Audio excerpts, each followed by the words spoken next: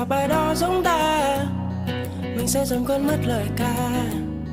Khi mỗi nhau không nói ra, ai rồi cũng sẽ khác.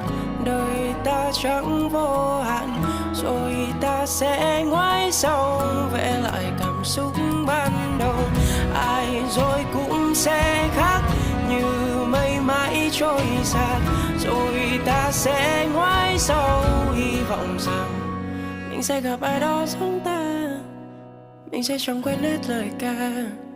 Khi mỗi nhau không nói ra, mình sẽ thành ngày sau bước đi, mình sẽ buồn sẽ nếm sầu